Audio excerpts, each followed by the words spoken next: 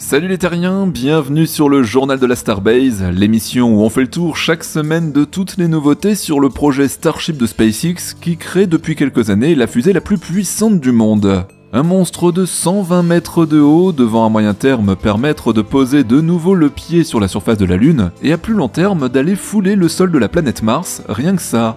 Alors, quoi de neuf cette semaine? Eh bien, c'est ce qu'on va aller voir ensemble tout de suite à Boca Chica au Texas, là où Elon Musk a décidé de créer sa fameuse Starbase.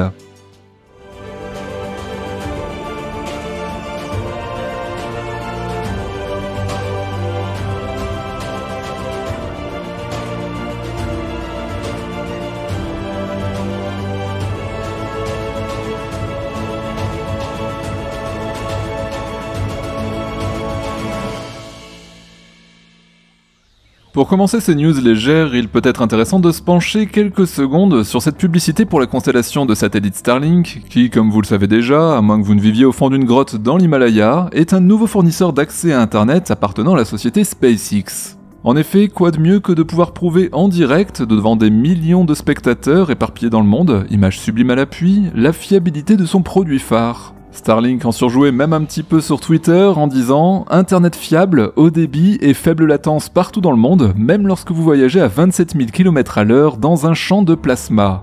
Et oui, car si nous avons pu voir en direct cette magnifique et longue valse du Starship durant sa rentrée atmosphérique, c'est bien grâce à cette constellation.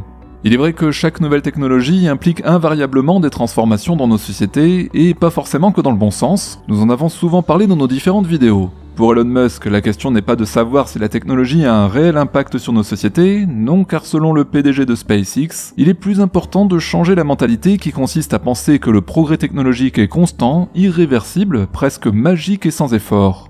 Selon lui, trop de gens pensent que c'est une chose acquise, je le cite, « Les gens se trompent lorsqu'ils pensent que la technologie s'améliore automatiquement, elle ne s'améliore pas automatiquement, elle ne s'améliore que si beaucoup de gens travaillent très dur pour l'améliorer. » À méditer. Rendons-nous donc d'ailleurs sur le site de lancement de Boca Chica, afin justement de nous rendre compte de l'importance, dans un programme si ambitieux que celui-ci, de la persévérance et de la résistance à l'échec nécessaire pour justement créer et améliorer la technologie future du Starship. Des travaux se poursuivent donc sur le pas de tir, avec, nous l'avons dit récemment, plusieurs points sensibles sur lesquels travaillent les équipes de SpaceX. Il semblerait notamment que le Stage Zero doive subir quelques modifications, peut-être en ce qui concerne l'acheminement de son réseau des cryogéniques et de câbles, sa distribution sur la structure même de la table orbitale. Les stabilisateurs qui servent, comme leur nom l'indique, à stabiliser le booster lors de sa pose sur l'OLP ont été réinstallés, et d'autres travaux en parallèle ont lieu, notamment sur les tuyaux d'alimentation en ergol reliés aux panneaux à déconnexion rapide qui ont été malmenés lors du dernier lancement. Mais les choses semblent avancer assez vite, comme d'hab vous me direz, car on voit que les ouvriers ont rapatrié le bouclier noir censé protéger le dispositif d'alimentation en ergol via le panneau. Il n'a cependant pas été réinstallé tout de suite, le chantier se focalisant logiquement sur l'installation de nouveaux tuyaux en amont. Enfin, un peu plus tard dans la journée, on a pu voir le fameux bouclier être remis à sa place. Les chopsticks, les fameux bras de la tour, continuent de recevoir la visite de nombreux ouvriers et ingénieurs, toujours dans l'optique de faire les réparations nécessaires. Ces ouvriers lui installent de nouveaux câbles, il semblerait qu'ils sont aussi intervenus au niveau des bras de guidage du chariot mobile, notamment au niveau des patins de glissement qui coulissent sur la tour. Alors est-ce que ça fait suite aux affreux grincements qui se font entendre à chaque pose ou dépose des étages? Ces bruits lancinants qui ne font que s'amplifier à chaque assemblage ou désassemblage des prototypes. En tout cas, il faudra surveiller ça de près, ça reste quand même assez surprenant. Bon, on en parlait encore samedi soir dernier, la nouvelle star des plateaux, le S-29, appelait bientôt à prendre la relève avec son comparse le B-11 et retourner sur le site de production après avoir accompli sa campagne de test sans incident majeur, voire dans un parfait sans faute. Notez qu'à chaque tir statique, les prototypes perdent régulièrement encore des tuiles thermiques, notamment pour le S-29 qui n'échappe pas à la règle, comme vous pouvez le constater sur ces images rapportées par l'équipe de What About It. Ces tuiles manquantes paraissent problématiques, mais peut-être pas tant que ça comme on a pu en discuter dans les questions des abonnés la semaine dernière avec la réponse de Philippe Ribert. La logistique sur le site de production que nous allons visiter dans quelques instants paraît aussi un peu laborieuse. En effet, le S-31 a dû être sorti du High Bay, le plus petit des trois hangars, celui qui est réservé aux vaisseaux. Ceci afin de laisser la place nécessaire au passage du S-29, qui justement lui revenait du site de lancement comme on en parlait juste avant. Le S-31 recevait encore une autre rangée de tuiles tout récemment, bien au chaud dans le High Bay.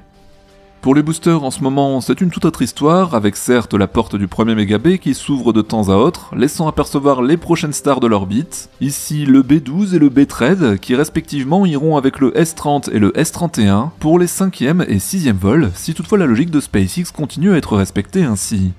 Allez, rendons-nous maintenant sur le site de production, avec un Vixi toujours aux aguets. On a le droit d'ailleurs à un petit panorama des lieux, avec ces images qui partent du site de Sanchez, avec les 2 dernières sections de la future seconde tour orbitale de Boca Chica, puis nous montre de gauche à droite l'entrée du site de production au niveau des hangars et jusqu'au bout du récent bardage de la Star Factory. La Star Factory au passage qui apparaît désormais presque terminée, en tout cas si l'on se poste du côté de la Highway 4, et qu'on prend le temps d'admirer le résultat quasi final, j'ai envie de dire, de ce bardage flambant neuf. D'ailleurs, vous vous demandez peut-être pourquoi la façade de cette gigantesque pouponnière à prototype est incurvée à son extrémité ouest. Bon, vous ne savez pas? Eh bien, moi non plus. Jusqu'à ce que notre cher Philippe nous livre l'information. Je vous laisse quelques secondes d'ailleurs pour faire vos pronostics en commentaire.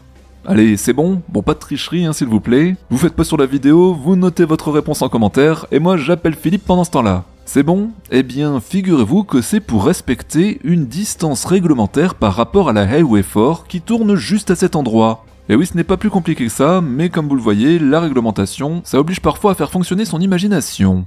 Au passage, la partie des panneaux vitrés a finalement été complétée, comme vous pouvez le voir sur ces images de l'appadrée. Sur le chantier des futurs bureaux de SpaceX, la construction de l'ossature du bâtiment se poursuit lentement, mais... non, rapidement, mais sûrement. Et oui, avec SpaceX, tout va plus vite et de mieux en mieux. Enfin, espérons que le prochain vol ne me fasse pas mentir. Notez que ce nouveau bâtiment ne sera pas exclusivement réservé à un usage administratif, en tout cas si l'on en croit les fondations qui seraient un peu plus profondes et un peu plus larges sur le côté nord du chantier. Alors on revérifiera cela lors du prochain survol de Mauricio, mais il se pourrait bien qu'en effet cette nouvelle structure soit scindée en 2 constructions distinctes, à savoir une pour les futurs bureaux de l'entreprise et une autre qui serait destinée à un usage industriel. Bon, en tout cas, on vous reconfirmera cela dès qu'on en saura plus sur le sujet.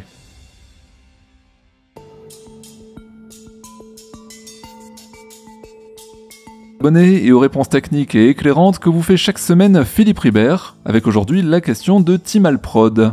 J'ai une question relative au vol et précisément à l'entrée atmosphérique. En partant du principe hypothétique que toutes les tuiles du bouclier resteront en place, la forte montée en température du ship lors de l'entrée atmosphérique ne va-t-elle pas engendrer un changement d'état des fluides cryogéniques, ici le méthane et l'oxygène, dont les contenants en acier ne sont pas isolés thermiquement? Quelles seraient les conséquences possibles lors du redémarrage des moteurs dans la phase finale? Eh bien, bonjour Timalprod et merci pour ta question excellente en effet et qui aborde le sujet des interactions entre l'intérieur et l'extérieur du Starship en vol, qu'il soit dans l'espace ou dans l'atmosphère. Bon, nous avons déjà abordé le sujet de la conservation des ergols cryogéniques dans le réservoir d'un vaisseau naviguant dans le vide spatial sur de longues distances et durées, un vaste sujet, et tout d'abord quelques brefs rappels qui vous seront utiles pour la suite de l'explication. Dans le vide spatial, en l'absence de tout environnement gazeux autour de notre Starship, les échanges de chaleur avec l'environnement se limitent aux échanges par rayonnement. Les rayons de soleil sont omniprésents dans le noir de l'espace, ce qui peut paraître curieux, mais si l'espace nous paraît noir, c'est en fait simplement par manque d'un écran matériel qui vienne intercepter les rayons de lumière solaire. En fait, nous ne voyons pas les photons briller dans nos yeux tant que ceux-ci ne se sont pas heurtés à une surface réfléchissante. Cette interception permet en quelque sorte à la surface matérielle de capter une part de l'énergie perçue et d'en rediffuser une autre part dans le milieu environnant. Une peinture noire par exemple capte presque tout et ne réémet presque rien, et c'est pour cela d'ailleurs qu'elle nous paraît noire, alors qu'une surface blanche ou brillante va renvoyer la majeure partie de l'énergie reçue et donc être visible. C'est ainsi que dans l'espace, il est possible de contrôler la température des objets solides, vaisseaux ou satellites, en jouant sur la répartition des zones sombres ou claires en fonction du besoin. Dans le cas où une température la plus froide possible est recherchée, pour la conservation des ergols par exemple, la bonne stratégie consiste à placer le côté blanc exposé au soleil pour réfléchir un maximum d'apport calorifique, et le côté sombre tourné vers le côté opposé, vers le noir de l'espace profond. Cette stratégie est donc une aide, mais qui ne pourra pas se révéler suffisante pour maintenir à l'état liquide des ergols sur une durée qui se comptera en mois. Des circuits de réfrigération de type pompe à chaleur seront probablement nécessaires, ceci fera d'ailleurs l'objet de tests grandeur nature dans les années à venir. Bon, revenons maintenant à notre Starship qui va tenter un retour sur Terre, avec dans les entrailles une 50aine de tonnes d'ergols nécessaires à sa pose au sol en douceur. La première mise à feu des moteurs pour désorbitation se déroule initialement dans le vide spatial, où ce sont les lois physiques du rayonnement que nous venons de rappeler qui président.